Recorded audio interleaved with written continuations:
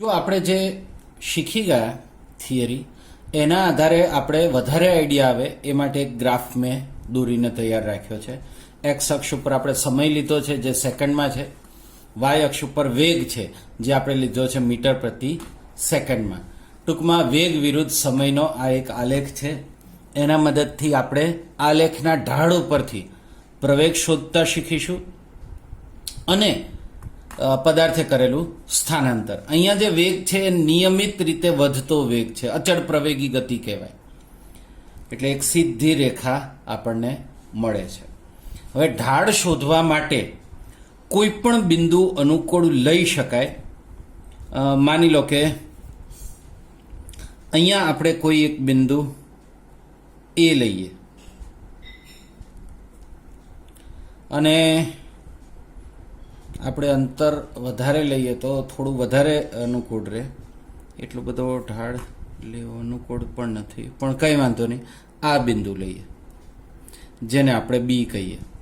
આ થોડું અંતર વધારે લીધું છે પણ સ્પષ્ટ દેખાય એટલા માટે જરૂરી છે. તો હવે આ એ બિંદુથી બી બિંદુ અચળ એટલે મતલબ વેગનો વધારો અચળ જળવાઈ રહે છે, નિયમિત પ્રવેગી ગતિ કરે છે. તો આ દરમિયાન એ થી બી બિંદુ દરમિયાન આપણે પ્રવેગ શોધવાનો છે. પ્રવેગ એટલે શું? આ ઢાળ આલેખનો, એના ઉપરથી વેગ છેદમાં સમય એટલે આપણને પ્રવેગ મળશે. અને આ જે આલેખ મતલબ જે ગ્રાફ બનશે એ થી બી, એ દરમિયાન પદાર્થે કેટલું અંતર કાપ્યું હશે અથવા કેટલું સ્થાનાંતર કર્યું હશે એ પણ આપણે શોધીશું. તો ચલો, સૌથી પહેલા તો એ અને બી બિંદુને અનુરૂપ વેગ અને સમય જોઈએ કયો આવે છે. તો જુઓ, એ બિંદુ પાસે વેગ કેટલો છે એ આપણે સ્કેલની મદદથી ડોટેડ લાઇનથી મેળવીએ. કેટલો વેગ છે? 40 મીટર પ્રતિ સેકન્ડ. અને બી બિંદુ પાસે જે વેગ મળશે આપણને એ જુઓ ડોટેડ લાઇનથી આપણે દર્શાવીએ તો 120 મીટર પ્રતિ સેકન્ડ આ વેગ છે. હવે એ અને બી બિંદુ પાસે સમય કેટલો છે? તો જુઓ, એ બિંદુ પાસે સમયનું મૂલ્ય આવશે 15 સેકન્ડ આવશે અને બી બિંદુ પાસે જે છે એ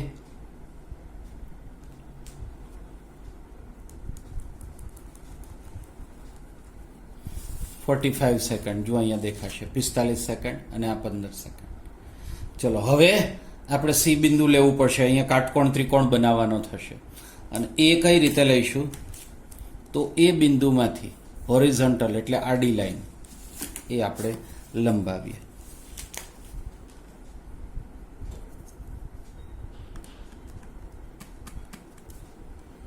અને જે અહીંયા છેદશે ત્યાં આપણે લઈ લઈશું બિંદુ સી. અને આ જે છે એ કાટખૂણો બનશે. આ એની નિશાની થઈ. ચલો, તો કાટકોણ ત્રિકોણ એબીસી થઈ ગયો. બરાબર.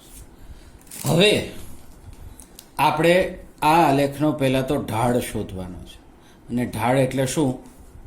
વાય અક્ષને અનુરૂપ આ જે અંતર બને છે બી થી સીનું એ શોધવાનું.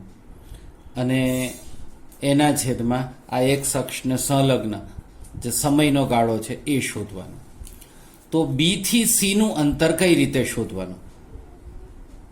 બી થી સી બરાબર બી ને સંગત સંખ્યા માઇનસ સી બિંદુને સંગત સંખ્યા. એને અનુરૂપ અહીંયા કંઈ પી અને ક્યુ ધારીને પી માઇનસ ક્યુ પણ કરી શકાય, પણ બી ને સંગત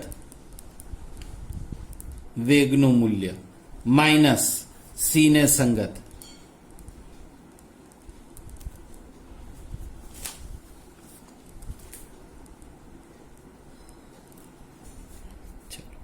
તો બી ને સંગત વેગ કેટલો મળે છે? 120 મીટર પ્રતિ સેકન્ડ એટલે 120 માઇનસ સી ને સંગત વેગ કેટલો મળશે?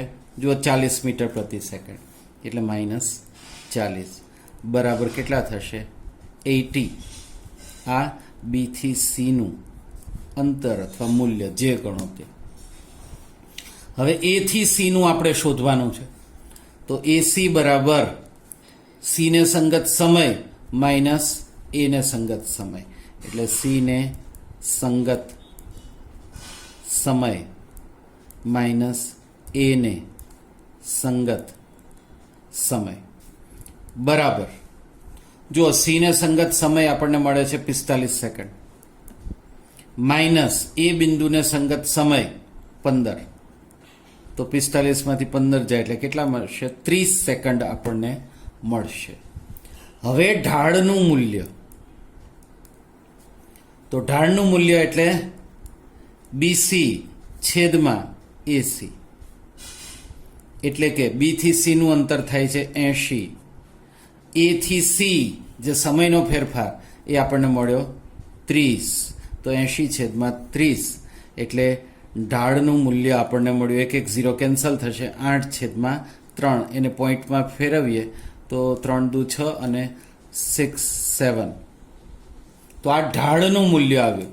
તો આના આધારે આપણને એ મળશે, શું મળે કે પદાર્થનો પ્રવેગ બરાબર વેગ છેદમાં સમય એટલે પ્રવેગ, અને અહીંયા શું મળશે? ઢાળનું મૂલ્ય.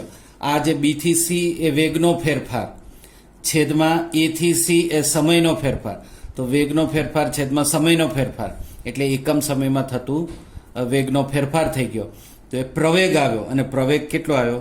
2.67 મીટર પર સેકન્ડ સ્ક્વેર. આ આલેખના ઢાળ ઉપરથી આપણે પ્રવેગનું મૂલ્ય શોધ્યું. હા, આ ગ્રાફ કોનો હોવો જોઈએ? વેગ વિરુદ્ધ સમયનો. તો ચલો, આ તો એક કામ પત્યું.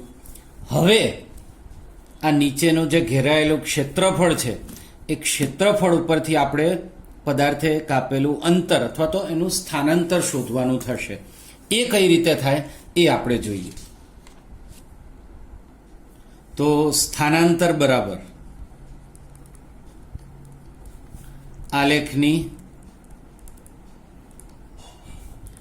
નીચેના ભાગનું ક્ષેત્રફળ.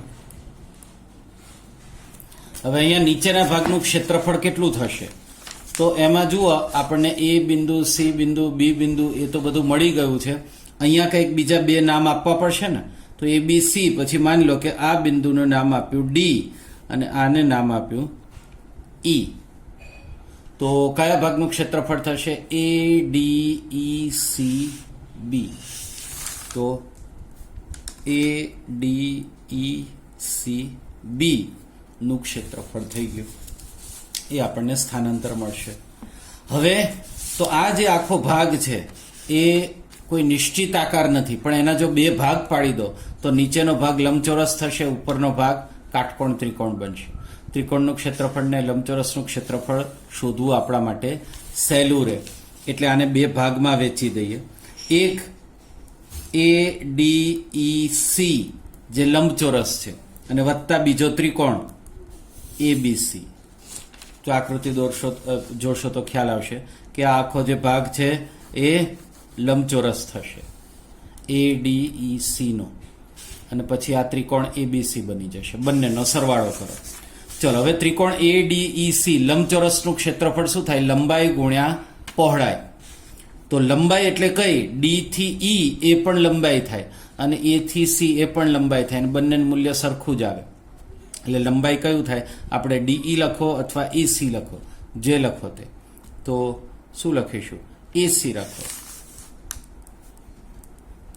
ગુણ્યા હવે એની પહોળાઈ, એ પહોળાઈ થાય એ થી ડી અથવા સી થી ઈ, બંનેનું મૂલ્ય સરખું જ થાય. અને એ થી ડી નું મૂલ્ય કેટલું? અહીંયા જુઓ, 40 માંથી 0 જાય એટલું, પણ આપણે અત્યારે અહીંયા એડી લખીએ, વત્તા ત્રિકોણ એબીસી નું ક્ષેત્રફળ. હવે ત્રિકોણનું ક્ષેત્રફળ એટલે શું થાય? 1/2 પાયો ગુણ્યા વેધ. પાયો તરીકે એસી એ લેવાય અને બીસી પણ લેવાય, પણ આપણે પાયો તરીકે એસી લઈએ. તો 1/2 ગુણ્યા પાયો એસી અને ગુણ્યા વેધ બીસી. ફરી અહીંયા ધ્યાન આપો, 1/2 પાયો એસી ગુણ્યા વેધ બીસી. તો આ થઈ ગયું. ચલો, આ બંનેનો સરવાળો શોધવાનો છે. હવે એ થી સી નું અંતર કેટલું થાય? તો જો અહીંયા ધ્યાન આપો ફરીથી, એ થી સી નું અંતર કેટલું થાય? ડી થી ઈ ના અંતર જેટલું. અને એ અંતર કેટલું થશે? તો જો ઈ ને સંગત કેટલા છે? 45 અને ડી ને સંગત 15. એટલે 45 માંથી 15 બાદ કરો એટલું. એટલે 45 માઇનસ 15 ગુણ્યા. હવે એ થી ડી નું અંતર કેટલું થાય? સી થી ઈ ના અંતર જેટલા. અને એ કેટલું થશે? ચલો અહીંયા જુઓ, 40 માઇનસ 0. એને સંગત 40, ડી ને સંગત 0, એટલે 40 માઇનસ 0 જેટલું થાય. વત્તા 1/2 ગુણ્યા પાયો એસી. હવે જુઓ, એ થી સી નું અંતર ફરીથી કેટલું થાય? ડી થી ઈ જેટલું. અને એ અંતર આપણને કેટલું મળશે? ઈ ને સંગત 45 માઇનસ ડી ને સંગત 15, એટલે 45 માઇનસ 15 ગુણ્યા વેધ બીસી. હવે આ બી થી સી નું અંતર કેટલું થાય? તો જુઓ, બી ને સંગત કેટલું આવે છે? 120 અને સી ને સંગત આવે છે 40, એટલે 120 માઇનસ 40.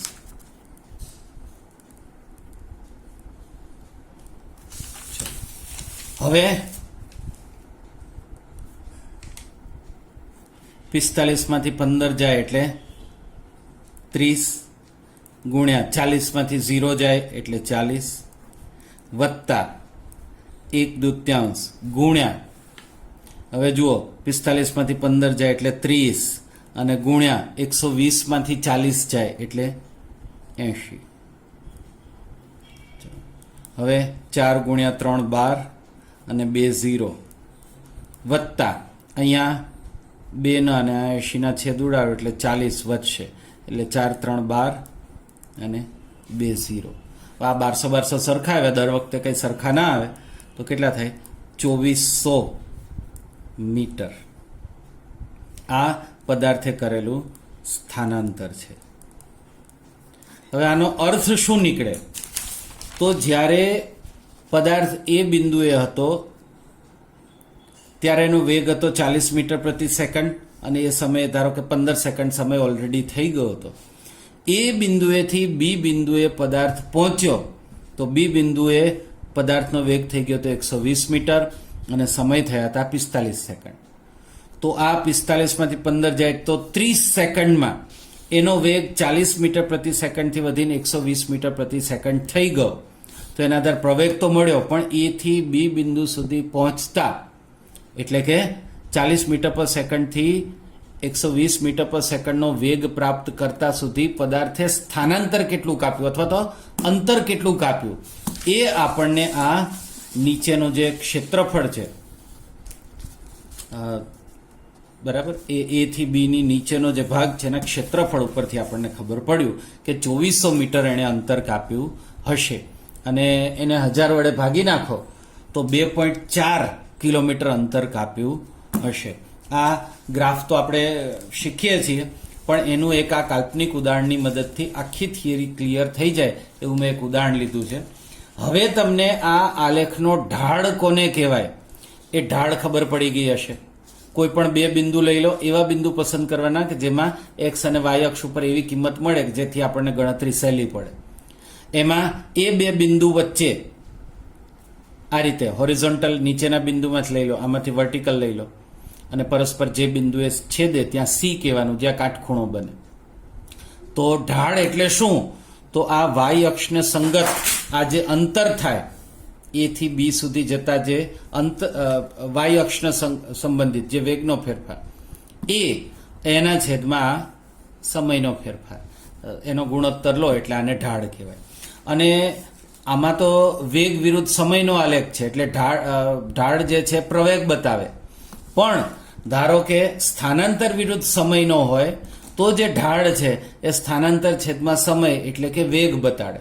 એટલે દરેક ઢાળ હંમેશા પ્રવેગ બતાવે એવું નથી. તો ઢાળની ખબર પડી ગઈ. ઢાળ ઉપરથી વેગ વિરુદ્ધ સમયનો આલેખ હોય તો પ્રવેગ કેમ શોધવાનો અને પદાર્થે કરેલું સ્થાનાંતર કઈ રીતે શોધવું, આ બધું તમને આમાં ક્લિયર થઈ ગયું હશે. તો ચલો, આ તો બીજા ધોરણનું આવી ગયું. તો મને ખાતરી છે તમને આખો કન્સેપ્ટ ક્લિયર થઈ ગયો હશે. હવે આપણે ટેક્સ્ટબુકમાં જે અમુક બ્લુ ક્વેશ્ચન્સ છે એ જોઈ લે. પેજ નંબર 107 ઉપર છે. કોઈ વસ્તુની નિયમિત અને અનિયમિત ગતિ માટે અંતરવિરુદ્ધ સમયના આલેખનો આકાર કેવો હોય? તો જો કોઈ પણ પદાર્થ જો નિયમિત ગતિ કરતો હોય તો આ અંતર વિરુદ્ધ સમયનો આલેખ એક સીધી રેખા મળે આ નિયમિત ગતિ માટે. અને અનિયમિત ગતિ હોય તો આ સીધી રેખા મળવાના બદલે આ પ્રકારે અનિયમિત આકારનો આલેખ આપણને મળે, જેમાં વધઘટ વધઘટ ચાલ્યા કરતી હોય, તો આ અનિયમિત કહેવાય. બરાબર છે. તો નિયમિત ગતિ માટે આલેખનો આકાર કેવો હોય? એક સીધી રેખા અથવા સુરેખા. અને અનિયમિત માટે રેખા સિવાયનો અનિયમિત આકાર હોય. બીજો પ્રશ્ન છે, કોઈ પણ વસ્તુની ગતિની બાબતમાં તમે શું કહી શકો જેનો અંતર વિરુદ્ધ સમયનો આલેખ સમયની અક્ષને સમાંતર રેખા હોય? હવે જુઓ, અંતર વિરુદ્ધ સમય, આનો જે આલેખ છે એ સમયના અક્ષને સમાંતર રેખા હોય. સમયના અક્ષને સમાંતર રેખા એટલે આ પ્રકારનો થયો. હવે આના વિશે શું કહી શકાય? તો જુઓ, આનો અર્થ એ થાય કે સમય વધવાની સાથે પદાર્થે કાપેલું અંતર એટલું ને એટલું રહે છે, કારણ કે અંતરમાં કોઈ ફેરફાર થતો નથી.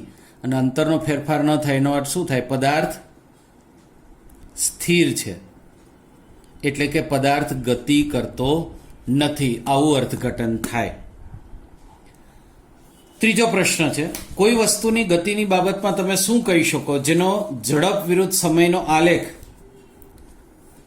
સમયની અક્ષને સમાંતર રેખા હોય? ઓકે, હવે આલેખ તો આ જ આવશે. આ સમય છે, આ સમયની રેખાને સમાંતર આ ગ્રાફ આવ્યો. બરાબર, તો એ તો આપણે અહીંયા દોર્યો જ તો જે બીજો ક્વેશ્ચન છે એમાં અંતર વિરુદ્ધ સમયનો આલેખ છે અને એ સમયના અક્ષને સમાંતર રેખા, મતલબ પદાર્થ સ્થિર છે, પદાર્થ ગતિ કરતો નથી. ત્રીજા પ્રશ્નમાં આ સમયને સમાંતર જ આવ્યો, પણ આલેખ કયો છે જુઓ, ઝડપ વિરુદ્ધ સમયનો આલેખ, અને એ આ સમયના આલેખને સમાંતર આવ્યો. આનો અર્થ શું થાય? પદાર્થની ઝડપમાં કોઈ ફેરફાર થતો નથી, ઝડપ વધતી પણ નથી, ઘટતી પણ નથી. પણ આનો અર્થ એ ન થાય કે પદાર્થ સ્થિર છે. આનો અર્થ શું થાય? પદાર્થ અચળ ઝડપે ગતિ કરે. અચળ ઝડપ એટલે પદાર્થની ઝડપમાં વધઘટ થતું નથી. ચલો, પછી ચોથો પ્રશ્ન, વેગ વિરુદ્ધ સમયનો આલેખ. તો ચલો, વેગ વિરુદ્ધ સમય, સમય હંમેશા એક્સ અક્ષ ઉપર લેવાનો. તો વેગ વિરુદ્ધ સમયના આલેખની નીચે ઘેરાયેલ ક્ષેત્રફળનું માપ કઈ ભૌતિક રાશિ દર્શાવે? કાલ્પનિક દોરી દો. કોઈ બે બિંદુ લઈ લો, એ અને બી. તો ચલો, આ એ અને બી ની નીચેનો ઘેરાયેલો ભાગ કઈ ભૌતિક રાશિ દર્શાવે? તો વેગ વિરુદ્ધ સમયનો આલેખ છે, તો આ નીચેનો ભાગ શું દર્શાવે? સ્થાનાંતર. એની આપણે ગણતરી આગળ કરી જ હતી, તો આપણને સ્થાનાંતર દર્શાવે. તો આ બ્લુ ક્વેશ્ચન્સ પણ પૂરા થયા. હવે આપણે આગળ આલેખીય રીતે ગતિના સમીકરણો તારવવાનું શીખીશું.